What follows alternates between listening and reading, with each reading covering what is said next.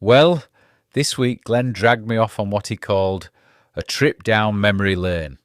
Though knowing Glenn, that usually means trudging through mud somewhere, holding a camera and regretting life choices. But this time we were heading down into the ravine to say goodbye to the old bridge. Now I've seen bridges come and go. Usually they're just a bit of wood, metal and concrete. But this one, well, it turns out this bridge meant something. It carried a lot more than golfers. That's right, golfers. Because this wasn't some grand highway crossing. It was barely wide enough for a bloke with a trolley and a bad-tempered golfer whose ball was lost below. But for the people who grew up around here, it was a landmark, a gathering place, a backdrop to an entire childhood. I watched Glenn standing there, staring at it like he'd just seen an old friend fade away. Proper lump in the throat stuff.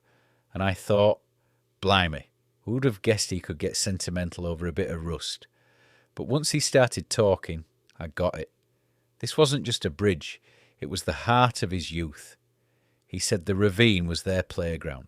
Back before anyone thought about landscaping or health and safety. Back when cliffs were still cliffs, not flower beds with warning signs. He said the new sea-wall hadn't been built yet. The cliffs were wild and jagged, and some of the old houses by the outdoor pool were actually hanging over the edge, just waiting for gravity to clock in for its shift. Different times, he said. Wilder. Better. The Lidleys, Stores, Burnett's, Idles, Clarksons. Sounds like a roll call from a school for the perpetually grounded. Around bonfire night there'd be 50 of them, all running wild, lighting fires, daring each other to do things that would now require a helicopter rescue and 33 risk assessments. He laughed about it, but there was a glint in his eye. A proper fondness for those days when you made your own fun and didn't expect anyone to film it for you. Apparently, they had races across that bridge. They swung from it, climbed it, shot it with rifles, used it as a launch pad for all sorts of daftness. And of course, there were the weekend fires. Always fires.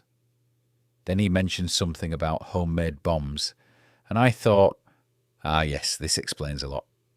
He said Fairway's garage used to sell everything you needed: petrol, paint thinner, fertiliser, mole smokes, and even bear traps. Basically a one-stop shop for budding pyrotechnicians. He said it would be an Al-Qaeda dream today. Probably best not to say that too loudly in town, Glenn.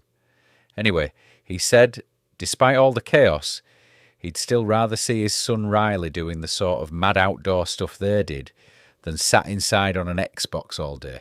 And I agree, there's a lot to be said for a bit of danger. Builds character, or at least a decent scar collection. So we went back to the bridge on its final day. Glenn filmed. I provided emotional commentary, which is exhausting, by the way. We met a few of his old mates, James Haywood and Chris Gibbon, and they all started swapping stories like time had never passed. They laughed about the stunts, the near misses, the sheer idiocy of youth, and then every so often they'd stop and look around, quietly, because Whitby isn't quite what it used to be. The rough-edged, working, slightly scruffy, wonderful old town they grew up in has become something else entirely. Cleaner, shinier, maybe more profitable, but not quite as real, not quite as them. Glenn said it's hard not to feel sad about it. And standing there with that old bridge about to be ripped apart, I could see what he meant. It felt like more than just a bit of local demolition. It was another small piece of Whitby's soul disappearing.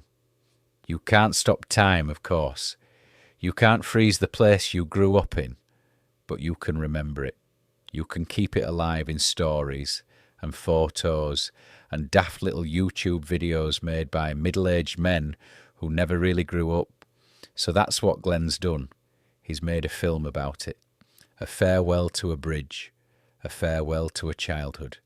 And in a way, a farewell to a version of Whitby that only exists now in memory. smoky, wild, and slightly dangerous. Standing there, I half expected to hear the echo of those old voices, kids laughing, running, daring each other to jump. And maybe they were there, in a way. Maybe places like this never really lose their ghosts. Anyway, if you fancy a bit of nostalgia, and possibly a small existential crisis about the passing of time, that'll be in the next Whitby update. And no, before you ask, I didn't cry. That was sea spray.